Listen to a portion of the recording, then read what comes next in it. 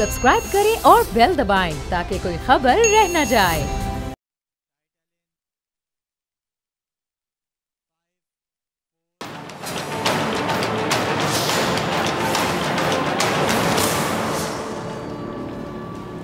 अस्सलाम वालेकुम नाज़रीन, मैं हूं डॉक्टर फ़िज़ा अकबर खान और मैं हूं पाकिस्तान और आप देख रहे हैं पाकिस्तान के सबसे बड़े न्यूज़ चैनल का नंबर 1 प्रोग्राम ऐसे नहीं चलेगा। दुनिया में सियासत होती है लेकिन कौम के लिए। अगर हम हमारे मुल्क की बात करें पाकिस्तान की, तो यहाँ पे सियासत क्यों की जाती है? यकीन जानिए इसका जवाब मेरे पास नहीं है। दुनिया में सियासत की जाती है अवाम की फलाह व बहबूद के लिए। हमारे माशरे में सियासत का क्या किरदार है, इसका जवाब भी मेरे पास नहीं है।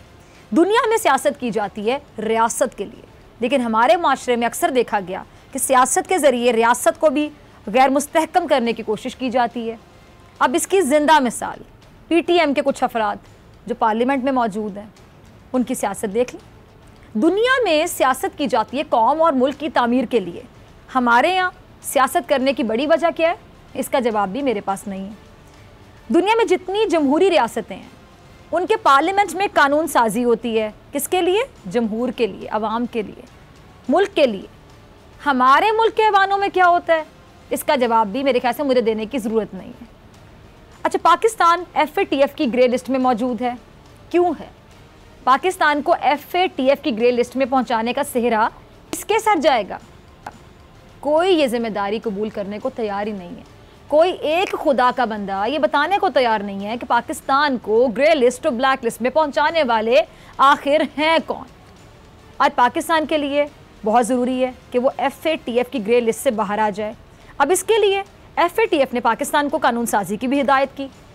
अब ये कानून साजी थी एक कौमी मामला। ये कानून साजी इस मुल्क के लिए ज़रूरी थी। ये कानून साजी इस मुल्क के अवाम के लिए ज़रूरी थी। इस कानून साजी से ना हुकूमत को कोई ख़ास फ़ायदा होना था और ना ही अपोजिशन को। इसका फ़ायदा अगर होना था तो किसको? मुल्क को। और हुकूमत, अपोजिशन, अवाम तीनों को। एक सवाल, ऐवान क्यों बनाया गया?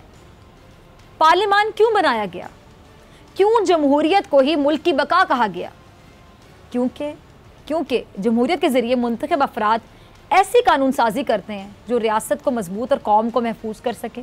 अब आज मुझे इस बहस में जाना ना पड़ता कि FATF की ग्रे लिस्ट में पाकिस्तान को किसने पहुंचाया, अगर हमारे ऐवान, हमारे पार्लियामान से वो बिल मुस्तरद ना होते जिनको मंजूर कर लेने से पाकिस्तान का FATF की ग्रे लिस्ट में निकलने का इम्कान रोशन हो सकता था। और अगर पाकिस्तान FATF की ग्रे लिस्ट से ब्लैक लिस्ट में चला गया तो क्या हो सकता? सोचिए, पहले जान लेते हैं, क्लिप देखिए। पाकिस्तान अगर ब्लैक लिस्ट में चला जाता है, माशी बदहाली, जो सैंक्शंस पाकिस्तान पर लागू की जाएंगी, पाकिस्तान में महंगाई का तूफान बरपा होगा और पाकिस्तान में सरमायाकारी को जक लगेगी और पाकिस्तान में जो बेरोजगारी का जिन बोतल से बाहर आएगा, वो कम से कम हिंदुस्तानी जो साजिशी अनासिर हैं वो उससे पूरी तरह बाखबर हैं और यही उनकी कोशिश है कि पाकिस्तान को ब्लैक लिस्ट पे धकेला जाए। पाकिस्तान FATF की ब्लैक लिस्ट से बचने और ग्रे लिस्ट से निकलने के लिए भरपूर कोशिश कर रहे हैं। FATF की ग्रे लिस्ट से बाहर आ जाने से फ़ायदा ना सिर्फ हुकूमत को होना है बल्कि अपोजिशन, और ये फ़ायदा पूरे मुल्क को होगा, कौम को होगा, मुल्क की मईशत को होगा। हुकूमत और अपोजिशन को ये बिल मंजूर होने थे पार्लियामान से, क्योंकि पार्लियामान बनाया ही इसलिए गया कि वहाँ ऐसी कानून साजी की जाए जिसका फ़ायदा राह रास्त मुल्क को हो, कौम को हो। और खुशखबरी ये है कि FATF की ग्रे लिस्ट से निकलने के लिए जो कानून साजी होनी थी वो नहीं हो सकी, बल्कि जो बिल मंजूर होने थे वो अपोजिशन की जानिब से मुस्तरद कर दिए गए। अब मुस्तरद क्यों किए गए, इस पर अपोजिशन के एक रहनुमा का ये मौक़िफ़ है। हसन इकबाल साहब का क्लिप चलाइएगा। हमने बहुत खलूस नीयत के साथ हुकूमत के साथ FATF की कानून साजी मुत्तफ़िका तौर पे की। वज़ीर ख़ारजा ने हमें ख़त लिख कर हमारे रवैये को सराहा, लीडर ऑफ अपोजिशन को ख़त लिखा, उसमें अपोजिशन के रवैये और ताउन को सराहा। हुकूमत ने जिन तरामीम पर इत्तफ़ाक़ किया था, आखिरी वक्त कौमी असम्बली में उन तरामीम से पीछे हट गई और वो तरामीम ये थी कि हम फैटिफ के कानून को काला कानून नहीं चाहते कि वो बने, कि ये बेगुनाह लोगों के खिलाफ इस्तेमाल हो। हुकूमत चाहती है कि फैटिफ का नाम इस्तेमाल करके वो एक और काला कानून मुल्क पे नाफिज कर दे, जिससे वो अपने सियासी मुखालफिन को जेलों में डाल सके। अच्छा एहसन इकबाल साहब, जिस बुनियाद पर ये बिल मुस्तरद करने की बात कर रहे हैं वो वजह आप लोगों की तरह मेरी समझ में भी नहीं आ रही। अब ज़रा सुनते जाइएगा। आप कहते हैं कि हुकूमत नैब को आप लोगों के खिलाफ इस्तेमाल कर रही है। आप ये कहते हैं कि हुकूमत आप लोगों को गिरफ्तार कर रही है और आप लोगों के खिलाफ क्या कर रही है? साजिश कर रही है। अब ज़रा सुनते जाइएगा। आप लोग ऐसा कहते हैं कि हुकूमत आप लोगों के खिलाफ साजिश कर रही है। ज़रा ये बताइएगा कि हुकूमत कहते किसे हैं? हुकूमत किस चीज़ का नाम है? हुकूमत नाम होता है इख्तियारात का। हुकूमत कहते हैं इक़्तिदार को। अब ज़रा सोचिएगा, जिसके पास इक़्तिदार है यानी उसके पास इख्तियार भी है। अब जिसके पास इक़्तिदार है, जिसके पास इख्तियार है, वो बेबस तो ना हुआ। इसका मतलब है कि उसके पास ताकत भी है। अब जिसके पास ताकत है उसे साजिश करने की क्या ज़रूरत है? साजिश तो कमज़ोर लोग करते हैं, ताकतवर कब से साजिश करने लगा? जिसके पास हुकूमत होती है, इक़्तिदार होता है, इख्तियार होता है, ताकत होती है, वो कमज़ोर तो हो ही नहीं सकता, बल्कि वो होगा ताकतवर। आप लोगों के पास था इक़्तिदार, याद करें, इक़्तिदार था आपके पास यानी इख्तियार था, यानी ताकत थी। और आप लोगों की हुकूमत में उस इक़्तिदार की वजह से, इख्तियार की वजह से, ताकत की वजह से दिन दिहाड़े हुआ था सानेहा मॉडल टाउन। याद है आप लोगों को या भूल गए? सानेहा मॉडल टाउन किसी ने क्या बिगाड़ लिया था आप ताकतवर लोगों का? आज तक कोई एक जिम्मेदार नहीं पकड़ा जा सका। आप लोगों के पास इख्तियार था, ताकत थी। आप लोगों ने अदालत उज़्मा पर हमला कर दिया था।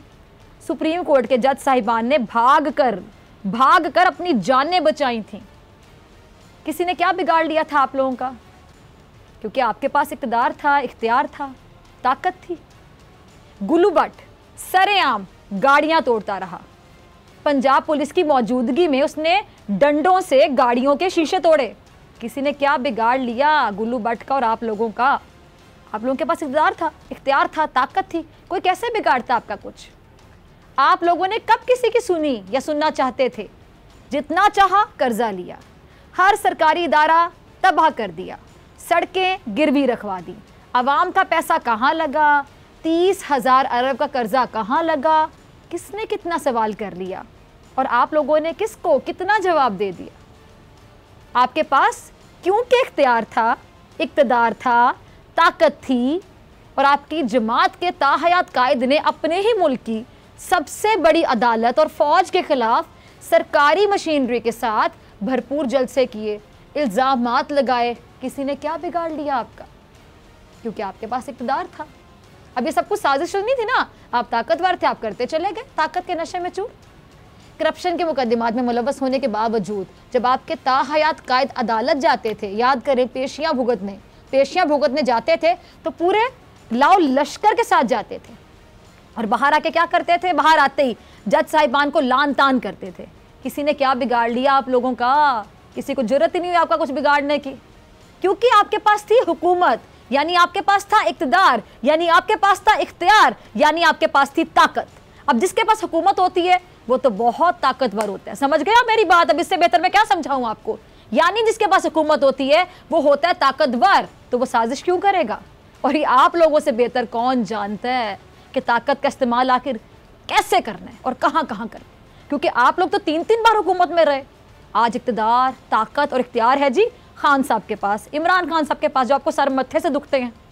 अगर उनको आप लोगों को जेल में भेजना ही है, चले 1 सेकंड के लिए आपकी बात पे गौर कर लेते हैं, अगर वो चाहते हैं कि आपको जेल भेजना है किसी भी तरह, अगर उन्होंने आप लोगों से सियासी इंतकाम ही लेना है, सोच लिया है कि हाँ बस अब मुझे सियासी इंतकाम लेना है इन लोगों से, तो फिर उनको क्या ज़रूरत कि वो हीले बहाने करें?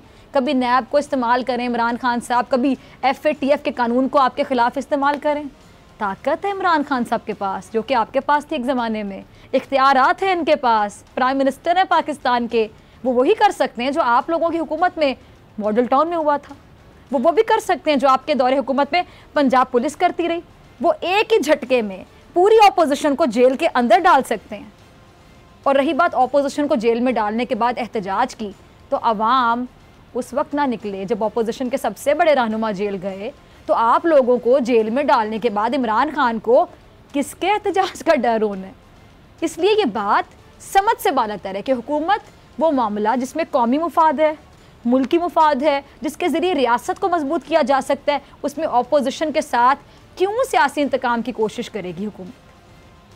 कान ऐसे पकड़ो या वैसे पकड़ो, बात एक ही है कि अगर इमरान खान साहब का मकसद आप सबको जेल में डालना है तो फिर उनको ना नैब के सहारे की ज़रूरत है और ना FATF जैसे संगीन और अहम तरीन मामले की आड़ लेने की ज़रूरत है। ये वैसे ही हो सकता है जैसे आप लोगों ने 1997 में 1997 ज़रा याद करें, 1997 में अदालत पर आप लोगों ने हमला किया था। ये वैसे ही हो सकता है जैसे नवाज शरीफ साहब ने खुलेआम अपनी ही अदालत के खिलाफ इल्ज़ामात की बुछाड़ लगा दी थी। ये वैसे ही किया जा सकता है जैसे वॉडल टाउन में हुआ था। ये गुल्लू भट्ट स्टाइल भी मुतारिफ करवाया जा सकता है, एक नए अंदाज में गुल्लू भट्ट के स्टाइल में ही किया जा सकता है। इसलिए अपोजिशन की ये बात यकीन जानी मेरी समझ से बाहर है और इसमें कोई मंतक दिखाई नहीं देती कि हुकूमत FATF की आड़ लेकर अपोजिशन के खिलाफ कोई काला कानून बनाना चाहती है। हुकूमत बगैर किसी की आड़ लिए भी अपोजिशन के खिलाफ जो करना चाहेगी कर सकती है, क्योंकि अपोजिशन है तो किसी भी सूरत इमरान खान साहब को कबूल करना ही नहीं है। और इमरान खान साहब इस वक्त ऐसी अपोजिशन में है कि उनको अपोजिशन के खिलाफ कुछ करने के लिए किसी भी चीज़ के सहारे की ज़रूरत नहीं है। इसलिए एहसन इकबाल साहब की ये दानिशमंदाना दलील मुझे बिल्कुल समझ नहीं आई। लेकिन एक बात जो फिर वाजे हो गई वो क्या कि इस मुल्क में जो पार्लियामान है उसका मकसद ये कह लें कि उसकी पहली तरजीह कम अज़ कम कौम और मुल्क के लिए कानून साजी करना तो बिल्कुल नहीं, बल्कि हमारे पार्लियामान में जो लोग जाते हैं वो किस बात का अज़म करते हैं, इन्हीं की ज़बानी सुन लीजिए। अगर मुझे कोई चोर कहेगा तो मैं उसके बाप को चोर कहूँगा, अगर मुझे गाली देगा तो मैं उसके बाप को गाली दूंगा। ये है हमारे मुल्क की सियासत का अहवाल, ये है हमारे मुल्क में सियासत करने वाले अफराद और उनकी सोच, जिनके कंधे पर जिम्मेदारी है कि वो मुआशरे से अदम बर्दाश्त का खात्मा करें। वो ये कहते हैं कि हम में बर्दाश्त ही नहीं है, खुलेआम इजहार करें इस बात का, फ़ख्रिया पेशकश कि भाई हम में तो बर्दाश्त नहीं है। सुन लें जी, जो गाली निकालेगा हम उसको गाली निकालें। ये पार्लियामेंट जाते हैं, ऐवानों में जाते हैं और वहाँ जाकर वादे करते हैं कि अगर इनको कोई गाली देगा तो ये उसके बाप को गाली देंगे।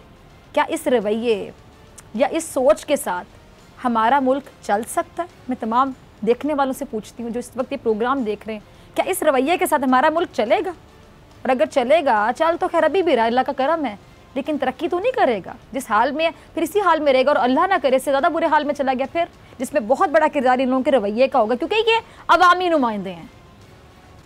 ये रवैया, ये सोच बहुत ख़तरनाक हो सकती है हमारे माशरे के लिए, और हुई भी आज तक। देख लें आप, ये कौन सोचेगा? जो सोचने वाले हैं वो तो बगैर सोचे समझे बोले जा रहे हैं। जो कानून साजी करने वाले हैं वो गालियां देने के अज़म कर रहे हैं। जो कौम और मुल्क के लिए फ़ैसले करने वालों में से हैं वो तो ये खुलेआम कह रहे हैं कि तुम मुझे गाली दोगे तो मैं तुम्हारे बाप को गाली दूंगा। और ये हमारे मुल्क के वज़ीर आज़म रह चुके हैं, हाल देख लें आप। ये हमारे मुल्क के सरबराह रह चुके हैं, ये इस कौम के लीडर बन चुके हैं, ये वज़ारत उज़्मा जैसे अहम मनसब पर फाइज रह चुके हैं, और ये फरमाते हैं कि इनमें बर्दाश्त नहीं। एक तरफ आप ये कहें कि जी आपके अंदर बर्दाश्त नहीं है, कोई आपको गाली देगा तो आप उसके बाप को गाली देंगे, और दूसरी जानिब आप ही लोग इखलाकियात का दर्स भी दें। क्या ये दोहरा मयार नहीं है? देखिए आप ही के एक हमनवाला क्या फरमा रहे हैं, क्लिप चलाइएगा। नवाज शरीफ जा रहे हैं, नवाज शरीफ चाय पी रहे हैं, नवाज शरीफ वॉक कर रहे हैं, ये कहते हैं जी वो चल क्यों रहे हैं? भाई आजकल जो लेटेस्ट, मेरे 10 ऑपरेशन सर्जरीज हो चुकी है, 20 के करीब प्रोसीजर्स हो चुके हैं।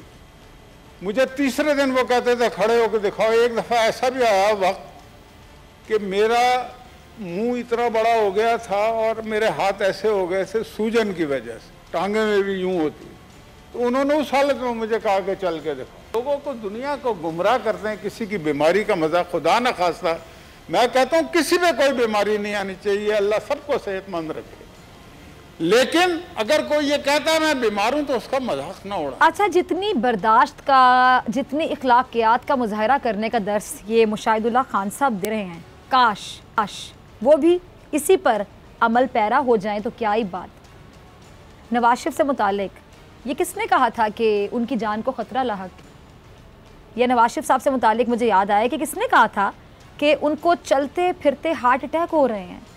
और ये भी कहा था कि वो ज़िंदगी और मौत की कश्मकश में मुब्तला हैं। उनसे मुतालिक ये भी कहा गया था कि उनको मौत के फरिश्ते नज़र आ रहे हैं। और उनकी सेहत से मुतालिक ये बात किसने की थी कि उनको अगर लंदन ना जाने दिया गया तो किसी भी वक्त कुछ भी हो सकता है, कुछ भी, मतलब कुछ भी। ये सब कुछ आप लोगों ने कहा था। नवाज शरीफ को बाहर भेजने के लिए उनकी सेहत से मुतालिक जो एक हाइप थी, हाइप, वो आप लोगों ने बनाई थी। जितनी बीमारियां नवाज शरीफ साहब के अंदर आप लोगों ने बताई, या जितनी खराबियां नवाज शरीफ साहब के अंदर आप लोगों ने बताई, जितने मसाइल नवाज शरीफ के अंदर ने गिनवाए, उतने तो इस मुल्क के मसाइल भी नहीं थे। जितना लंबा इलाज आप लोगों ने नवाज शरीफ साहब का बताया, उतना इलाज तो शायद ही तारीख में किसी का हुआ होगा। ये ज़रा देखिए, नवाज शरीफ साहब की सेहत से मुतालिक ये रवैया था पूरी नून लीग का। किस किस का नाम लूँ और किस किस का नाम ना लूँ। नून लीग के मुताबिक नवाज शरीफ साहब को जान का ख़तरा लाहक हो चुका था और उनका लंदन जाना, वहाँ इलाज करवाना वक्त की ज़रूरत बन गया था, बहुत ज़रूरी हो चुका था। और वो ज़िंदगी और मौत के दरमियान खेल रहे थे, यानी बहुत तशवीशनाक हालत में थे। अब मेरी अकल के मुताबिक अगर एक आम सेहतमंद इंसान को अगर वाकई दिल का दौरा पड़ता है तो वो अपनी टांगों पर खड़ा होकर अस्पताल नहीं जा सकता, बल्कि उसके लिए भी एम्बुलेंस बुलानी पड़ती है। और वो नवाज शरीफ साहब जिनको चलते फिरते, बाकायदा चलते फिरते हार्ट अटैक आ रहे थे, जिनकी सेहत से मुतालिक कहा जा रहा था कि उनको किसी भी वक्त कुछ भी हो सकता है, कुछ भी, वो नवाज शरीफ साहब जिनकी ज़िंदगी का एक एक लम्हा बहुत कीमती था, उनको फौरी तौर पर लंदन जाना था ताकि जल्द अज जल्द उनका इलाज शुरू हो सके। वो जब लंदन पहुँचे तो माशाअल्लाह से अपने पैरों पर खड़े थे, लोगों के गले मिले, कभी लंदन के शॉपिंग मॉल्स में दिखाई दिए, कभी कॉफ़ी पीते नज़र आए, कभी चहलकदमी करते हुए लंदन का मौसम एंजॉय करते हुए नज़र आए। वो नवाज शरीफ साहब जिनको पाकिस्तान में सांस नहीं आ रहा था, वो जब लंदन गए तो एक पहलवान जितनी ताकत उनमें आ गई। कहाँ की बीमारी, कौन सी बीमारी, कैसी बीमारी, लंदन आ गया बस काफ़ी है। फिर सवाल तो उठेंगे ना, फिर सवाल तो उठाए जाएंगे, फिर पूछा तो जाएगा कि डॉक्टर अदनान जिनकी अपनी हालत देखकर ऐसे लगता है कि उनका इलाज नवाज शरीफ साहब से ज़्यादा ज़रूरी है, वो पाकिस्तान में रहकर कुछ ना कर सके और लंदन पहुंचते ही नवाज शरीफ साहब ऐसे ठीक हुए कि सिवाय अस्पताल के लंदन की हर सड़क नाप रहे हैं। अब ये मौजज़ा है ना, ये मौजज़ा कैसे हुआ? अब कौम तो सवाल पूछेगी, क्योंकि हर कोई चाहता है कि ऐसे मौजज़े उसके साथ भी हों। अब बात सिर्फ इतनी नहीं है जो मैंने प्रोग्राम के आगाज़ में कही। हमारे माशरे में, हमारे मुल्क में सियासत का मेयार ही ये है कि कोई वादा करता दिखाई देगा कि उसको गाली दी जाएगी तो वो आपको ज़्यादा बड़ी गाली देगा, बल्कि गाली देने वाले के बाप को भी गाली देगा। हमारे मुल्क में सियासत का स्टैंडर्ड ही ये रह गया है, हमारे मुल्क में सियासत का मेयार ही ये रह गया है कि एक सज़ा याफ्ता शख्स को किसी ना किसी तरह लंदन पहुंचा दिया जाए। हमारे मुल्क में ऐवान में एक दूसरे को गाली देने और अपने मुकदमात का दिफा करने और ज़ाती हमले करने के लिए ऐवानों को इस्तेमाल किया जाता है। और बात FATF की ग्रे लिस्ट से ब्लैक लिस्ट में अगर चला भी गया तो किसी को क्या फ़र्क पड़ना है, किसी को क्या फ़र्क पड़ता है?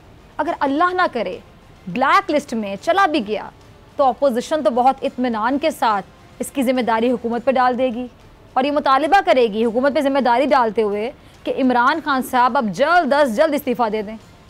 अब ये तो अपोजिशन के लिए आप समझ लें कि सियासी तौर पर एक प्लस पॉइंट साबित होगा, लेकिन अफसोस इस बात का कि इस मुल्क की सियासत में कोई जीते ना जीते, मुल्क और कौम ज़रूर हार जाते हैं, क्योंकि हमारे माशरे में ऐसे ही चलता है। मिलते हैं ब्रेक के बाद।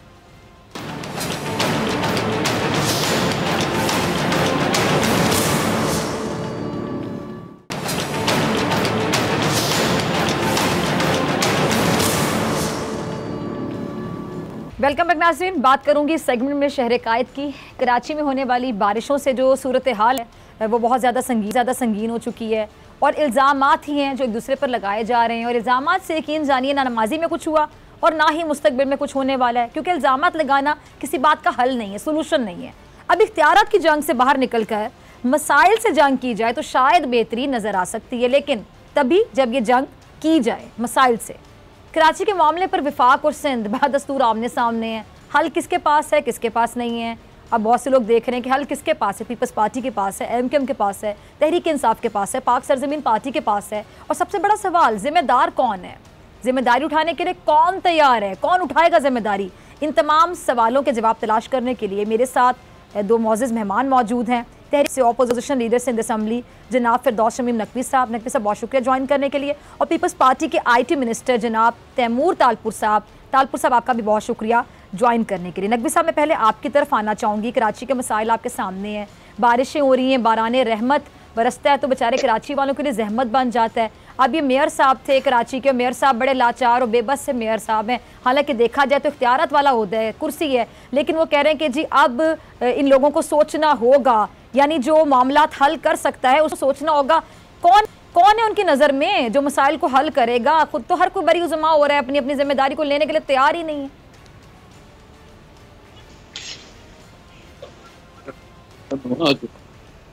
दुनिया में ये नवा अरसे से और हम पहले हम आई थिंक नकवी साहब की आवाज़ क्लियरली नहीं आ रही। प्रोड्यूसर साहब, अगर आपको भी आवाज़ सही नहीं जा रही, ये कट कर आवाज़ आ रही है तो मैं कुछ शामिल गुफ्तगू करती हूँ। आप ये टेक्निकल इशू ख़त्म करवाइए, उनको टेलीफोन कॉल पर ले लीजिए। तैमूर साहब, आपकी तरफ आना चाहूँगी। अब आपसे भी ये सवाल है कि कराची के मसाइल इतने ज़्यादा हैं, अब क्या कहाँ से शुरू करूँ, कहाँ पे ख़त्म करूँ? तैमूर साहब, पानी नलकों में नहीं है, सड़कों पर है, और बिजली भी तारों में नहीं बल्कि सड़कों पर दौड़ती हुई नज़र आती है। अब ये सिंपल सा सवाल है कि पानी को नलकों में और बिजली को तारों में वापस कब तक लाएंगे? मजीद 12-13 साल दरकार है आपको? बिस्मिल्लाहिर्रहमानिर्रहीम। देखिए, ये अभी जो सूरत हाल है वो तो आपके सामने है, और आपको पता होगा कि जो बरसात कराची में ये हुई है पिछले 2 दिन में, ये बरसात 32 साल के बाद इतनी बरसात कभी रिकॉर्ड हुई। तो basically this is not just a monsoon but this is a national disaster. These are super floods, और अर्बन फ्लडिंग जो है कराची में हो गई है। पर आपने देखा होगा पहले के बनिस्बत पानी हमने काफ़ी हद तक बहुत जल्द निकाल दिया है। शाहरा फैसल जैसे काफ़ी मेन एरियाज थे, वो सुबह को ही आज सुबह को मैं 7 बजे निकला था उमरकोट के लिए, क्योंकि मैं फोकल पर्सन हूँ चीफ मिनिस्टर का for flood relief in Umerkot. तो मैं 7 बजे सुबह को निकला था, सारे रास्ते साफ थे। पर ऑफ कोर्स इश्यूज हैं, और वो इश्यूज सॉल्व नहीं होंगे हमारे नाले साफ करने से। पहले कहते थे पीपल्स पार्टी नाले नहीं साफ करी तो आप जी NDMA को दे दो। NDMA ने आके भी हमारे साथ नाले साफ किए। नाले साफ हम भी करते हैं, वो भी करते हैं। नाले साफ करने से ये मसला हल नहीं होगा जब तक हम इंक्रोचमेंट्स नहीं हटाएंगे। अब ये इंक्रोचमेंट्स की बात आ जाती है जी, इंक्रोचमेंट किसकी है? तो इंक्रोचमेंट तो उन्हीं की है जो सारी कराची में भत्ताखोरी करते रहे, बोरीबंद लाशें लोगों के घरों पे भेजते रहे, उन्हीं के इंक्रोचमेंट्स हैं। 30-35 साल से ये पार्टी जो है सो अलग अलग गवर्नमेंट्स में इक्तदार में रही है, और इसीलिए हमने अब कमेटी फॉर्म करने पर एग्री किया। तालपुर साहब, सूबाई हुकूमत तो आप लोगों की रही ना, तो आप लोगों ने क्यों ना रोका? ये माफिया था क्या जिनको आप लोग रोक ना सके? आप इतने बेबस क्यों रहे इस माफिया के आगे? रोकने की बात नहीं है, बात ये है कि ये जो इंक्रोचमेंट, बल्कि ना सिर्फ सूबाई हुकूमत, आप लोग तो विफाक में भी रहे हैं एक अरसा।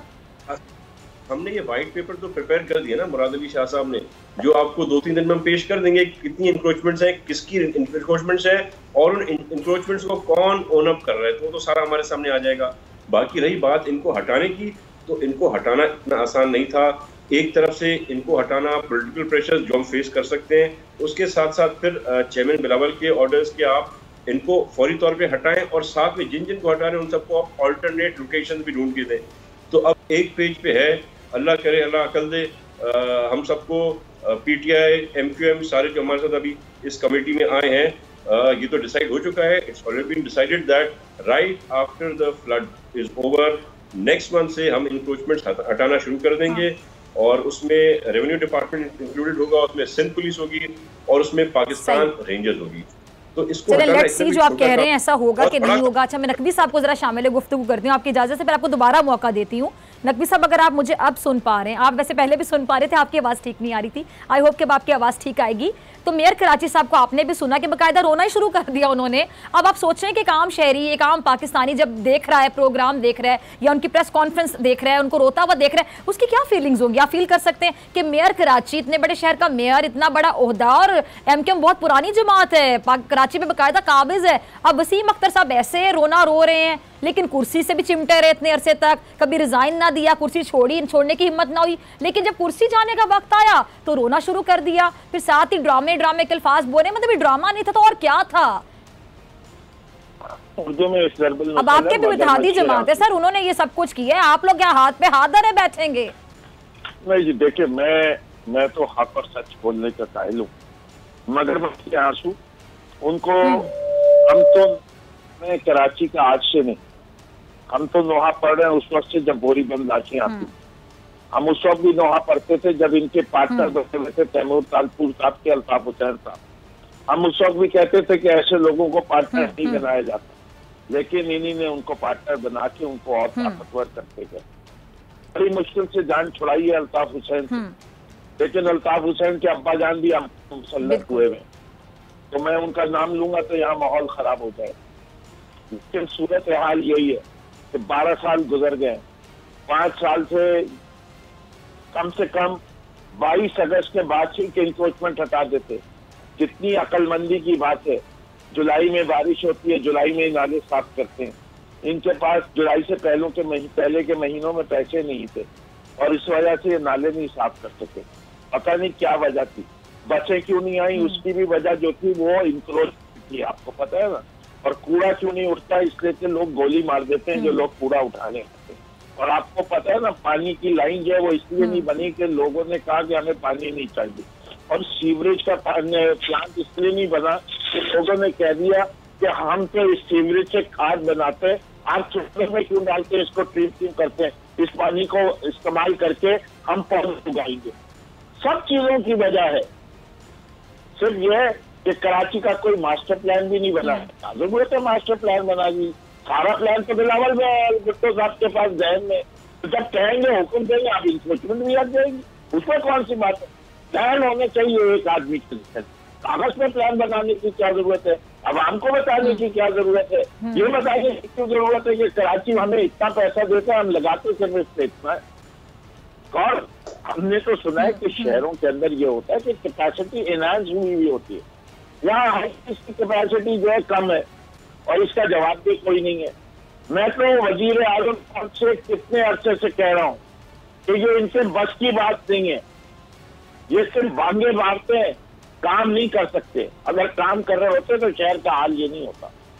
कोई एक महीना कह दे, बिल्डिंग कंट्रोल अथॉरिटी वाह वाह क्या जबरदस्त काम करती है, पूरे पाकिस्तान में मिसाल बनी हुई है। हाँ, ऐसी जबरदस्त है कि कोई एक नाजायज बिल्डिंग इस शहर में नहीं बनती। और बिल्डिंग अच्छा, मेरे ज़हन में सवाल आपकी बातों से, एक मिनट तैमूर साहब से मेरे सवाल पूछने हैं। नकवी साहब एक मिनट दीजिएगा जरा। तैमूर साहब, आपने नकवी साहब की बातें भी सुनी, उसका भी यकीनी तौर पे आप जवाब देना चाह रहे होंगे, साथ जरा मेरा सवाल भी सुन लें। आप लोग NFC अवार्ड के तहत अपना हक मांग रहे हैं, मांगना चाहिए, बिल्कुल मांगे, आपका हक है और आपको मिलना भी चाहिए। लेकिन इससे पहले जो NFC अवार्ड के तहत जितनी भी रकम आप लोगों को मिली है, सर जरा बता दें कि लगी कहाँ पर है? सबसे पहले तो नकवी साहब की बातें मुझे बड़ी हंसी आ रही थी कि वो हमें बता रहा है कि हम गवर्नेंस कैसे करें और हम क्या करें। जिन लोगों ने 2 साल में पाकिस्तान का खसारा 23 ट्रिलियन से 42 ट्रिलियन तैमूर साहब, आपको हंसी आ रही है और मुझे कराची की सूरत पे रोना आ रहा है, बस ये डिफरेंस है ना, सियासतदान बन के फिर आप लोगों की सोच ही बदल जाती है। तैमूर तालपुर साहब कह रहा हूँ, तहरीक इंसाफ ने बहुत गुनाह कर दिए, आप वो गुनाह क्यों कर रहे हैं मेरे भाई, आपको तो 12 साल हो गए, हम जी नकवी साहब, तैमूर साहब का जवाब सुन ले पहले। अच्छा, फिरदौस साहब आपने तैमूर साहब का जवाब सुन ले, मैं फिर आपकी तरफ आती हूँ। जी नकवी साहब जरा सब्र रखें जी, थैंक यू वेरी मच। जी जी जी, तो जिन लोगों ने नकवी साहब आप सुनिएगा प्लीज, मैं फिर आपकी तरफ आती हूँ। जिन लोगों ने डॉलर की प्राइस कहाँ पहुंचा दी, पेट्रोल की प्राइस कहाँ पहुंचा दी, जिन्होंने दवाइयों की प्राइस कहाँ पहुंचा दी, आटे की प्राइस क्या थी नवाज शरीफ के टाइम पे और पाकिस्तान पीपल्स पार्टी के टाइम पे, आज आटे की प्राइस क्या है, चीनी की प्राइस क्या थी उस वक्त पे, आज क्या है चीनी की प्राइस। तो ये इनको बात ये जो है ना सूट नहीं करती, इन पे ये बात रचती नहीं है कि ये हमें क्रिटिसाइज करें। बाकी आपका क्या सवाल था? जी मेरा सवाल NFC अवार्ड के हवाले से था कि जो पहले रकम मिली थी वो लगी कहाँ पर तैमूर तालपुर साहब?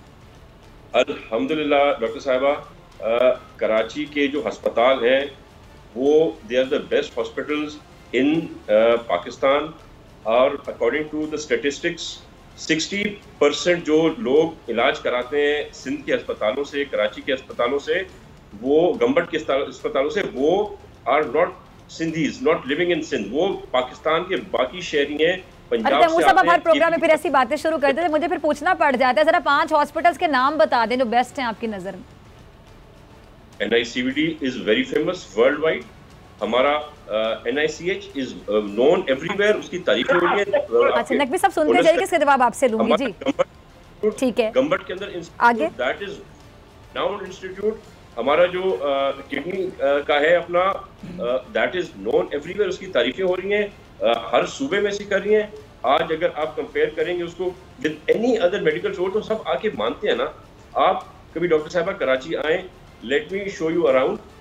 हमारे जो रास्तों की हालत होती थी कराची के, जितने फ्लाईओवर्स बने हैं पिछले 4 साल अभी तो मैं आऊंगी तो मुझे पानी ही पानी नजर आएगा, वहां तक पहुंचूंगी कैसे? बहुत पहले पानी साफ हो जाएगा और इंक्रोचमेंट भी हम खत्म करना शुरू कर देंगे।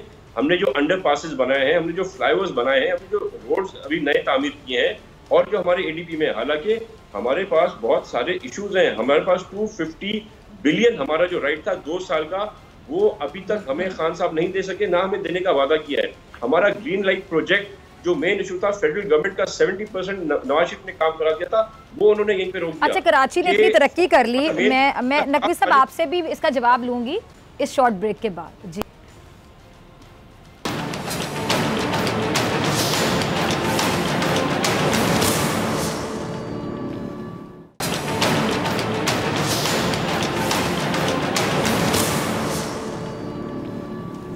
वेलकम बैक नाजरीन। तैमूर तालपुर साहब और फिरदौस शमीम नकवी साहब मेरे साथ मौजूद है। नकवी साहब, तैमूर साहब ने अच्छे अच्छे हॉस्पिटल्स गिनवाए कि सिंध में, कराची में बड़े बड़े अच्छे हॉस्पिटल्स हैं। तो मेरा सवाल ये कि अगर इतने अच्छे हॉस्पिटल्स हैं कराची में, पाकिस्तान के एक बड़े शहर में, तो जितने भी लोग मुहिब वतन लोग जो पाकिस्तान से बाहर बैठे हैं और पाकिस्तान से मोहब्बत का दावा करते हैं, कोई इश्तिहारी बना हुआ है, कोई फरारी बना हुआ है इलाज के नाम पर, उनको बुलाते हैं और सिंध के हॉस्पिटल्स में वो अपना इलाज करवाएं। चले इस बहाने पाकिस्तान भी वापस आ जाएंगे वो, जैसे कि नवाज शरीफ साहब भी, और ज़रा मुस्तफ़ीद हो जाएं, सिंध के अच्छे हॉस्पिटल्स में इलाज करवाएं। वहाँ से एक हमारा इमेज भी अच्छा जाएगा कि देखें इतने बड़े बड़े लीडरान ने सिंध के हॉस्पिटल से इलाज करवाया।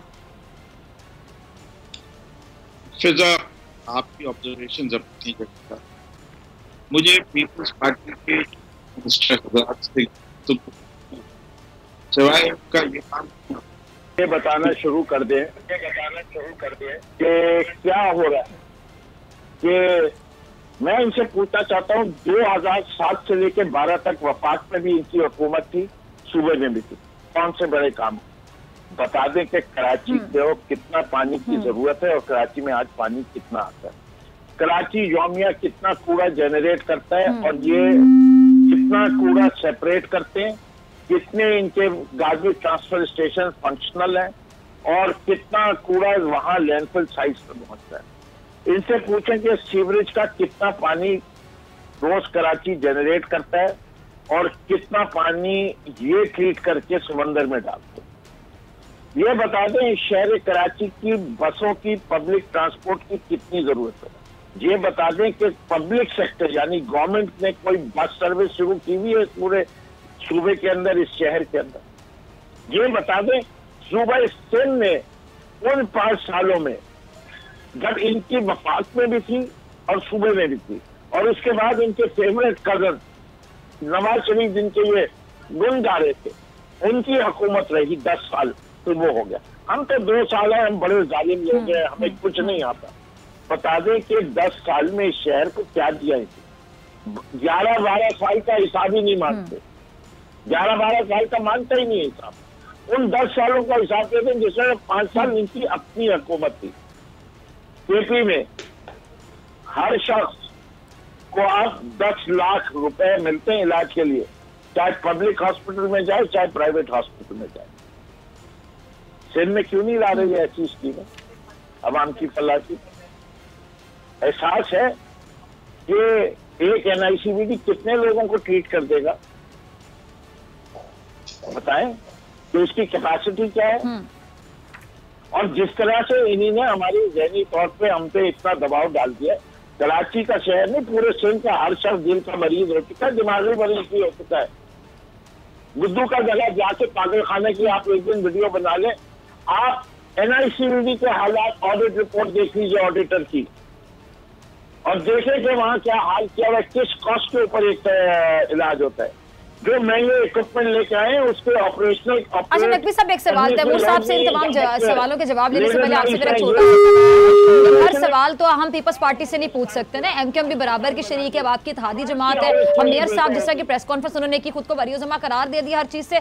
अगर हम वसीम अख्तर साहब से कंपैरिजन करें मुस्तफा कमाल साहब का, तो मेरे ख्याल में बल्कि आप अग्री करेंगे 1000 दर्जे बेहतर है मुस्तफा कमाल साहब वसीम अख्तर साहब से। और जब वो खुद भी मेयर रहे तो बड़े लोग उनकी तारीफ करते थे। मुझे याद है आपने 2-3 प्रोग्राम्स पहले आप मेरे साथ थे तो आपने कहा था मैं डिसएग्री करता हूं। खैर आप डिसएग्री कर सकते हैं, लेकिन वसीम अख्तर से बहुत बेहतर थे मुस्तफा कमाल, इसमें कोई शक नहीं है। उनके तजर्बे से फायदा क्यों नहीं उठाया जा सकता? और वो खुद भी बार बार पेशकश करते हैं कि मेरे तजर्बे से फायदा उठाया जाए। जब वे खुद वो काम करना चाह रहे हैं तो अगर उनसे कोई फायदा लिया जा सके, वो समझते हैं कराची के सिस्टम को, वो पहले भी मेयरशिप संभाल चुके हैं। ये मुझसे सवाल है तैमूर तालपुर आपसे नकवी साहब। देखिए, मैं उस शख्स की कदर करता हूं जो इदारे बनाते हैं, जिनके पास आपने खुद अपने प्रोग्राम में से पहले, बिल्कुल आपने आखिरी प्रोग्राम में भी ये बोला था, मुझे याद है, बात की कि वो शख्स जो लोग पढ़े लिखे होते हैं, तजर्बा भी रखते हैं, जिन्होंने माजी में जिंदगी में कुछ ना कुछ और भी हासिल किया होता है, उनकी कदर की जाए। आप उनकी बायोग्राफी उठा के देख लीजिए तो आपको उनके बाकी हालात पता चल जाए। जिस शख्स को कराची में वापस आने के लिए नकवी साहब एटलीस्ट वो वसीम अख्तर साहब की तरह डिटाई का लिबादा ओढ़कर आके बैठ तो नहीं गए रोने कि मैंने रोना शुरू कर दिया, मैं बड़ा बेख्तियार हूँ, मेरे हाथ में तो कुछ है ही नहीं, और इल्जामात की बुछाड़ शुरू कर दी। मतलब अब मेयर रो रहा हो तो सोचिए कैसा लगेगा। मैं तो वसीम अख्तर को डिफेंड ही नहीं करता। मैं तो वसीम अख्तर साहब से कई दफा पब्लिक फोरम पे डिबेट कर चुका हूं, मैं उनके साथ काउंसलर रह चुका हूं, मुझे पता है कि उन्होंने KMC ठीक है। तालपुर साहब से मेरा एक सवाल है, ठीक है तालपुर साहब, मुझे एक बात का जरा जवाब दीजिएगा। बहुत से लोग इस सवाल का जवाब तलाश करना चाहते हैं और आपके पार्टी से जिससे भी बात होती है हर कोई सवाल जरूर पूछता है कि सुप्रीम कोर्ट ने नाले साफ करने की जिम्मेदारी NDMA को दी, अब आप लोगों को इस पर एतराज हुआ। सर सीधा सा सवाल ये कि ना खुद काम करना है ना किसी और को करने देना है। साढ़े पंजाबी से कहते हैं आप भी नहीं किया तो रोला भी पा देता कि कोई और भी ना करे। अब ये जरा मंतक मेरे समझ नहीं आ रही। चौके और छक्के लगाती है, बड़ी आप ज्यादती करती है हमारे साथ कि जो आपने व्हाइट बॉल पे भी आपको रन लेना होता है। फिर अपना ये जो आपने इसका देखिए जी, पहले तो मैं आपको एक बात के साथ मैं एग्री करता हूँ, ना तो मेरा कोई पॉलिटिकल अफिलिएशन है MQM के साथ, ना तो डॉल्फिन के साथ, पर मैंने भी एज अ मेयर देखा वसीम अख्तर साहब को, और मैंने एज अ मेयर देखा मुस्तफ़ा कमाल को। जो जिस तरह से काम किया मुस्तफ़ा कमाल ने, उसने एक अपना नाम बनाया। जब बरसात होती थी वो हर बरसात में चाहे 2 फुट पानी हो 4 फुट पानी हो, अपने लंबे बूट पहन के खड़ा होके काम कराता था। तो I must appreciate what he used to do। ना तो हमसे पीपल्स पार्टी से बना ना बनेगा, पर उसने काम किया है। अगर इसी तरह से काम करता आज का जो मेयर था हमारे पास, जो भी क्रोकोडाइल टीयर्स रो रहा था for I don't know no reason, 4 साल तो उन्हें कुछ याद नहीं आया, जाते हुए इनको आंसू आ गए, तो अगर उस तरह से ये काम करता तो आज कराची के हालात ऐसे ना होते जैसे पहले थे। दूसरी बात आपने की NDMA की बात, तो हमने कभी भी NDMA को नहीं रोका काम करने से, हमने हमेशा वेलकम किया था। पर आपके सामने आ गया कोई 50-60 नाले हमने साफ किए, जो 3 मेजर बड़े नाले थे NDMA ने साफ किए। जब बरसात आई तो जैसे वो नाले ओवरफ्लो है वैसे ही NDMA ने जो नाले साफ किए वो भी ओवरफ्लो है। इसीलिए क्योंकि नाले साफ करने का उसका इशू ही नहीं था, उसका इशू ही ये था कि आपको वो तजावुज़ात हटाने हैं जो इस पानी को रोक रहे हैं। इन्होंने कहा कमेटी बनाओ, हमने कहा जी वो मोस्ट वेलकम, हम कमेटी बनाने को तैयार है। हम पावर शेयरिंग नहीं करेंगे, हम कोई भी अनकॉन्स्टिट्यूशनल काम नहीं करेंगे। कमेटी बन गई है, ठीक है, ये अपने मशवरे हमें देंगे, हम उनके मशवरे पे अमल करेंगे। जहाँ वफाक की बात आएगी, वफाक के इदारे बीच में आते हैं, बॉटलनेक्स आते हैं, वहाँ पर हम वफाक को एडवाइस देंगे, वफाक हमारे एडवाइस पे चले। आप बात करती हैं पानी क्यों नहीं आया आज, पानी इसलिए नहीं आया साफ पानी क्योंकि K4 का जो मंसूबा है वो वफाकी फंडेड है 50%। सिंध हुकूमत ने बहुत पहले से अपना फंड अलग करके रखा, वफाक ने सोचते सोचते सोचते 1.5 साल लगा दिया कि मुझसे पैसे लगाए ना लगाए। आपका सीवरेज का सबसे बड़ा मसला ST में आता है, वो क्यों नहीं हुआ? इसीलिए क्योंकि फिर वफाक ने काम नहीं किया। अब आई होप ये कमेटी बनने के बाद तो कम से कम चलिए तजावुज़ात की आपने बात की, वो भी आपको हटाने थे ना, लेकिन मसला ये कि आप लोगों को भी ध्यान तब तक नहीं आता जब तक सुप्रीम कोर्ट ना बोल दे या फिर जब तक बारिश ना आ जाए। चलिए दोनों मेहमानों का बहुत शुक्रिया। डॉक्टर फिज़ा अकबर खान, इजाज़त, आपसे मुलाकात होगी इंशाल्लाह कल सेम टाइम सेम चैनल। अगर ज़िंदगी ने वफ़ा की, दुआ में याद रखेगा, अपना अपने प्यारों का बहुत ख्याल रखिएगा। अल्लाह निगहबान।